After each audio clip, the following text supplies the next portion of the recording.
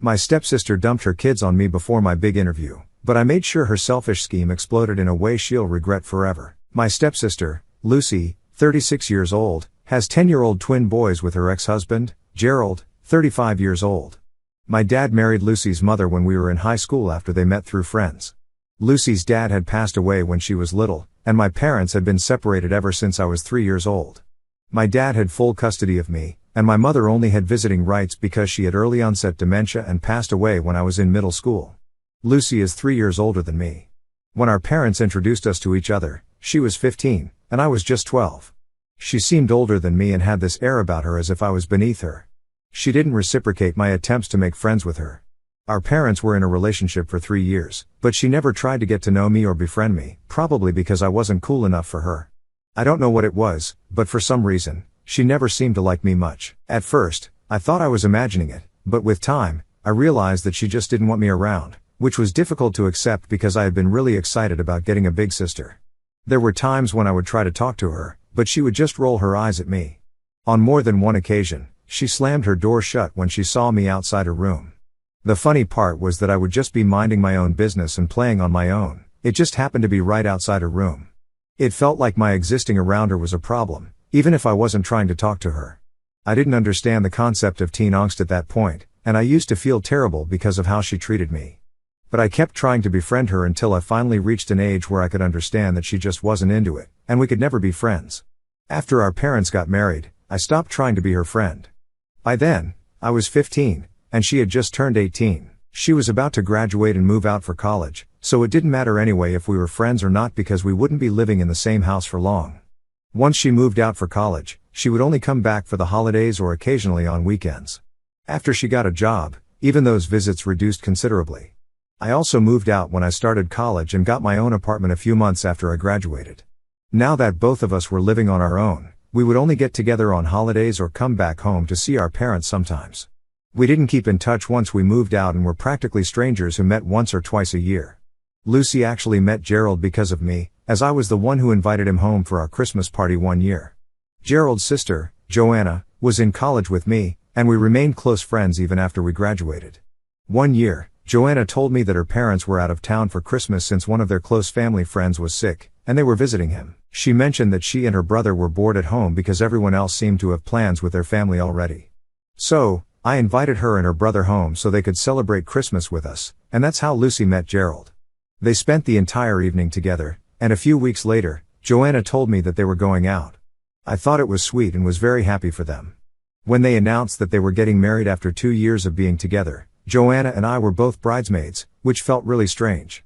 Lucy and I had never been close, and yet I was a bridesmaid at her wedding. But she was actually nice to me after she started dating Gerald and finally acknowledged my existence. It was probably because Joanna and I were close, and it wouldn't be a good look for her if I started telling people about the way she used to treat me when I was younger, like she was too good for me and I was a blip in her otherwise perfect life. She had no reason to worry because that was all in the past, and I didn't even care about that stuff anymore, so I wasn't going to bring it up with Joanna and try to sabotage her relationship. However, I didn't mind the fact that she was being nice to me just so that I would keep my mouth shut about stuff from the past. I can tell you for a fact that the only reason she started being nice to me was because she didn't want me to blab. As soon as she hit a rough patch with Gerald, she stopped pretending to be my friend and cut ties with me. Throughout their relationship and their marriage, she would text me once a week, check up on me, and be all friendly with me, but that went out the window as soon as Gerald filed for divorce. She would do the same for Joanna, so I knew it was completely obligatory, and she was doing this only because she would have to see us at every family get-together, birthday, or anniversary. They stayed together for 3 years, so she was my friend for almost 5 years back then. But then the divorce proceedings started, and we went back to being strangers again. I didn't know why they were getting divorced because, by then, they already had a child, and it just happened really suddenly. I couldn't ask Lucy the reason why she was getting a divorce because she clearly didn't feel the need to pretend to be my friend anymore, so I asked Joanna because I was sure that Gerald would have told her. That's how I found out that the two of them had been fighting about money because Lucy had been spending money like there was no tomorrow, which wasn't surprising. She had always been a spendthrift and had no sense of financial responsibility. Gerald had tried to talk to her and explain that, now that they had kids, they couldn't keep spending money without thinking of the future and had to start saving. Lucy didn't take it well and told him that, since she was an earning member of the family, she could do whatever she wanted with her money, and it wasn't his place to tell her what she could and couldn't do. However, Lucy earned a lot less than her husband but spent a lot more than what she earned, so mathematically, she wasn't exactly spending just her own money since she would often make withdrawals from their joint account to make insanely ridiculous and unnecessary purchases. She had purchased a new car for her personal use without even talking to him just a few weeks before they had that discussion. That's actually what had pushed him into talking to her, because she had absolutely no need for a new car when her old one was working just fine. When Gerald brought up that she had used his hard-earned money to buy that car, she flipped out at him and started cursing him out. She called him a miser and said that he didn't care for anybody but himself, which was way out of line. The only reason he was even asking her to think about her finances was because he cared for her and their kids and wanted a better future for their family. She really crossed the line when she dug up a stack of cash from her purse, flung it at his face in a fit of anger, and told him that she would pay him back for the car, but until then, he could keep the money and stop begging for money from her. That effectively put an end to their marriage, and they got divorced soon after. She got to keep the car, just by the way. It's been 7 years since then, and I haven't been in touch with Lucy, mostly because she cut ties with me as well as Joanna and Gerald. We do meet each other on holidays, but she ignores me now, unlike earlier when she would at least greet me. But I don't care because I don't like her much either, especially not after what Joanna had told me about the reason behind her divorce. I realized she was just an arrogant and stuck-up brat and had always been that way. Suffice it to say that she and I are not friends in any way whatsoever. They have shared custody of the boys, and they spend half the year with Lucy and the other half with Gerald. The only time I even meet her kids is when Joanna and I are asked to babysit by Gerald. The three of us have kept in touch and are pretty great friends, actually, so it's not uncommon for me to look after the twins whenever Gerald's too busy or Joanna's unavailable. It's not like Lucy isn't aware of this, she knows, and she still acts cold toward me. We haven't spoken to each other in ages, and I didn't think I was ever going to talk to her again, but a few weeks ago, she approached me herself because she wanted me to watch the boys for a while. She had work, and it was her turn to have the kids. When she showed up at my house, she told me that the sitter hadn't shown up, and she couldn't get through to Gerald. She wasn't willing to contact Joanna because she didn't trust that girl, and she couldn't ask our parents to watch the kids because they were out of town, and none of her friends were interested in looking after the boys. It was a Saturday, so they didn't have school either, but Lucy had an important appointment with a client, and she was already running late for the meeting. So, I was the only person that she could turn to. Under normal circumstances, I would have taken them in, no questions asked, but I had a really important job interview lined up, and I couldn't have two kids running around the house during the interview. I love the twins, but they can be quite a handful, and they're really loud and unruly sometimes. I tried to tell Lucy that I couldn't watch them because I had work to attend to, but she told me that it didn't matter much because I worked from home, so I could manage this. But she had to go attend the meeting in person. She couldn't postpone this because it was an important client, and they'd get busy after this. So, I told her that I was literally in the same situation.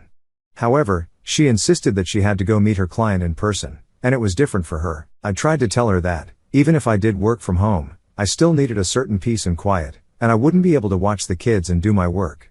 Besides, I had a job interview today, and it was a really important one because it would mean better pay and a better position. I couldn't mess this up because opportunities like these are hard to come by. But Lucy didn't seem to care. She pushed the kids inside my house and told me that I was watching them until she was done with her meeting. She said she would pick them up in the evening, but until then, I had to look after them whether I wanted to or not because that's what it meant to be a family, and I couldn't shirk my duties. So, I had to suck it up and deal with it. Of course, I didn't like that because, as I mentioned above, we are definitely not a family, and she has never treated me as such. We can't become family just for one day according to her convenience. She left in a hurry, so I couldn't even tell her to stop and take her kids with her. She had started driving away as soon as the kids were inside. For the first couple of seconds, I didn't know what to do because I had to hop onto the meeting in an hour, and I needed the kids to be picked up before that. My first instinct was to call their father, just like Lucy had told me, but the calls wouldn't go through. So, I decided to call Joanna, and luckily, she answered. I explained the situation to her, and she was at my place in no time. She took the kids away with her, even though she had a day off, but I was so happy that she was sacrificing it just to help me out. My interview went great, and I ended up getting the job, but things didn't end well for Lucy. After the interview, I received a call from Gerald. Joanna had already told him everything, and when he called me, he explained that he had been unavailable in the morning because there had been some issue with the electric circuit in his house. Every single electronic appliance in his house had been busted when he woke up, including his phone, since it had been charging overnight. It had been a crazy morning for him, and he hadn't been able to receive any calls because his phone was dead. He had left his laptop at work the previous day as well, and he told me that he had to run around town in person to find an electrician and get everything fixed. He also had to get a new phone because he couldn't get his old one to work, and that's how he could finally talk to us. The universe had aligned just perfectly to screw everything up for literally every single person involved, and it had been an insane morning for all of us.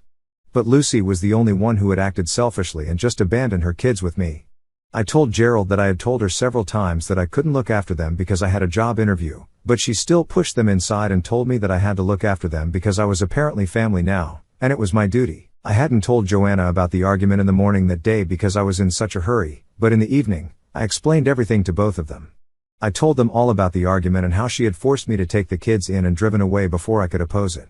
Gerald seemed very annoyed while I was telling them about it, and later on, I found out that was because, apparently, this was not even the first time that Lucy had pulled off something like this. This had been happening quite frequently in the past couple of months, where Lucy would just drop the kids off at her relatives' places or, worse, their common friends' homes on the pretext of having important work to attend to and then drive away before they could protest. Some of them would deal with it and look after the kids, but most of them would end up calling Gerald and asking him to pick up the kids because they were not ready to watch them on such short notice. He had told Lucy several times that this was negligent and really irresponsible of her. It was also very embarrassing for him because, more often than not, he would have to be the one to apologize to whoever she had inconvenienced. But she said that, since it was her turn to have the kids, she could decide whatever she wanted to, and he needed to stay out of it. She would refuse to call Gerald, Joanna, or me for help because, of course, she was too proud to do it. But she had to turn to me that day because, apparently, everybody else had refused to even open the door to her since they didn't want to give up their Saturday watching her kids. We found out about that recently after Gerald asked around to strengthen his case to get full custody. They had been fighting over Lucy's behavior ever since she received that promotion, and her workload increased because now she was neglecting her kids. After the incident with me, he decided that he had enough, and it was time that he applied for full custody. There were also a couple of other things that had been bothering him because Lucy had been spoiling the kids rotten while they were living with her. It was always a task for him to get them to behave when they started living with him for years. He would try to teach them to behave themselves, but Lucy believed in letting boys be boys, and so she would let them run wild around the house without bothering to discipline them or teach them right from wrong.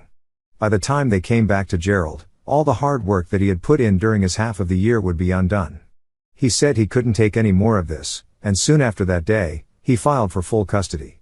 This turned out to be the worst for me because my dad is now losing his mind since Lucy might end up losing custody of her children. He called me the day that Lucy was served and told me to fix this in whatever way that I could by speaking to Gerald or Joanna and making sure they know that Lucy is really a great mother. I told him I wasn't going to do any of that, and Lucy is not even close to a good mother, so it will be doing the kids a huge favor if I don't interfere in the custody battle. But he insisted that I do what he said, or else he would cut me out of his will and never speak to me again. He says that Lucy hasn't stopped crying ever since she was served, and he believes that this is all my fault because I should have just watched the kids for a while that day instead of throwing a fit about it and getting the others involved. I don't understand how this is my fault because Lucy has never been my friend. She can't just show up one day and expect me to treat her like family and do whatever she asks me to do. Honestly, even if Gerald had been the one to approach me that day, which he never would have without prior notice, I still would have said no, and he would not have forced me either. That's what a good parent does, they take responsibility for their kids instead of forcing other people to take them in. I tried to argue with my father and talk some sense into him, but he wouldn't listen to me and gave me an ultimatum. He told me that I could either talk to Gerald and get this fixed, or I would lose him. Hey, so a lot of you have been asking about my relationship with my father. Well, it's okay. I was actually a lot closer to my mom when she was alive. But anyway, coming to my dad, he and I have had a normal relationship growing up. Right now, we are not that close and haven't been ever since I moved out. He has been a busy man throughout my life, and I haven't ever really had the chance to build a strong relationship with him. It's not bad, but it's not great either, it's somewhere in the middle. I believe that he and Lucy are pretty tight right now, which is why he is on her side, even though it's the wrong side of history.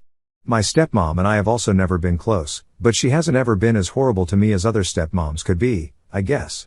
What I'm trying to say is that I have just always had a normal relationship with all of them. It's never been bad, but it's never been great either, just neutral. I also just want to make it clear that I couldn't have changed the time of my meeting because that would have seemed unprofessional. I was already asking them to conduct the interview on a Saturday since I was working every other day. Also, I shouldn't have to change my routine to accommodate someone else's kids. The very belief that I should is pretty absurd. There's also been a lot of hue and cry about us working Saturdays, but I don't see what the big deal is. It's just a couple of times and a one-off thing. Nobody works every weekend. It's nothing uncommon, really, especially given the current work culture in our line of work. I'm a social media marketing specialist, and my sister works in advertising. As far as I know, working Saturdays isn't unheard of, so I hope that clears things up since many of you are confused as to why I had an interview on a weekend. Also, just to be clear, Gerald and I became friends after he started dating Lucy, so there, I hope that clears everything. It's been a week since I posted here, and the custody battle has already started, so it's too late for me to do anything. But my father has still been trying to get me to talk to Gerald and do something about this. He thinks that I'm the only one who can do something because Gerald is my friend, and he might listen to me. He's also been playing the family card relentlessly, just like Lucy had tried to, and says that I should think about her first. I have tried to explain to him that it's too late for me to do anything, and I also don't want to say anything about this because it's not my place. This is between the kids' parents, and since I'm not even a blood relative to them, I think it would be really inappropriate for me to try and get Gerald to stop. In addition to that, I also don't want to do this because I don't think Gerald is in the wrong. I think he is doing the right thing by trying to get full custody of his children. It's the best thing for all of them in the long run. Lucy is arrogant, rude, and entitled, and I don't think she's a good influence on the kids. She's going to raise them to be exactly like herself, and why would anybody want that to happen, least of all their father? I haven't said that to my dad, but if he bothers me again, then I just might snap and say that because that's exactly what I think. Funnily enough, while my dad has been fighting for Lucy and talking her up to get me to change my mind, she hasn't had a word for me. I don't think she has much to say anyway because she knows that this is just her own fault. So, I received a call from my dad's lawyer today, and he told me that my dad was cutting me out of the will since I hadn't done what he had asked me to do. It's been 3 weeks since my last update, and I have been busy with my new job. There's a lot that I have to catch up on, and I have a lot on my plate right now, so I can't afford to waste my time dealing with my dad and his antics. So, I told his attorney that I was fine with it and then I hung up before he could say anything else. My dad found that very insulting, so he took it upon himself to visit me and tell me that he was very disappointed in how I was behaving. He came by in the evening, just as I got off work, and even when I told him that I wasn't interested in talking to him right now because I had a really long day, he refused to leave. He told me that we needed to have this conversation, but I stood my ground and refused to let him in.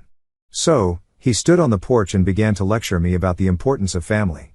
He told me that I had ruined Lucy's life by complaining about her to Gerald, knowing that he would jump at the opportunity to take her kids away from her because he was a selfish man who cared about nothing but himself and only wanted to make her suffer because he still held a grudge against her for whatever had happened in the past. Now, I could have told my father that this couldn't be further from the truth, but there was no point because he was only going to believe what Lucy had told him. So, instead, I satisfied myself by telling him that he could continue to tell himself that she was the one who was right, and everybody else was wrong. He was free to do whatever he pleased as long as he kept me out of it. So, if he wanted to, then he could talk to Gerald and try to defend Lucy, but I wasn't going to do his dirty work for him. Then I tried to shut the door, but he started yelling at me and said that I had no loyalty toward my family. I ignored it. When he realized I wasn't going to let him get to me, he decided to strike a really low blow and said that it was probably for the best that I didn't have any kids of my own because I would make a terrible mother. Then he turned around to go back home because he knew that he had hit me where it hurt. Don't get me wrong, I love my life as it is, but I have found myself wishing that I had a family of my own as well. I have had boyfriends in the past, but it's never lasted long enough for me to get serious. I've been really hurt in relationships because my longest relationship ended with the guy cheating on me. I couldn't bring myself to trust people again for a really long time. He and I had been together for several years, almost 5, and had even been planning to get married. Unfortunately, it ended when I found out that he had been having an affair with his secretary. That relationship had come to an end just a couple of years ago, and everybody in the family had known about it because I had been depressed in the aftermath of the breakup. It had taken me a really long time to get back on my feet again. I'm doing better now, and I've moved on, but it still hurts when people bring it up. For my own father to use it against me was low. I couldn't believe that he was actually making a mockery out of something so awful, but I got over it pretty soon once I realized that this guy wasn't my dad anymore. This was Lucy's family coming after me because I had hurt her. My dad was long gone, and now I had no parents, so I had no need to feel bad about what a stranger said to me. Thinking about it like that made it really easy for me to deal with it. It still kind of hurts, but it's done now, and the only thing I can do is cut them all out of my life for good. So, this is going to be a short update for those of you who are asking about what happened with the custody case. I'm sure that this will not come as a surprise to anyone, but Gerald got full custody of the kids. We all saw it coming, and we were really happy for him as well as the kids because this is what is best for them. Lucy wasn't happy about it and decided that she was going to get back at us by running her mouth all over town and telling everybody that we had ruined her life and stolen her kids from her. It's ironic that she has been talking so much about how much she misses her kids, but it's been almost a month since she lost custody of them, and yet she hasn't even been to visit them once. She still has visiting rights, so there is no excuse for this. It just goes to show how little she cares about them and that she has only been talking about the kids for sympathy. A mother who uses her kids to gain sympathy doesn't deserve them anyway, in my opinion, at least. Joanna and I still get to see them. They miss their mom, but they'll be fine. My work is also going pretty well. I haven't spoken to anyone whom I dislike, so I really don't have any regrets right now.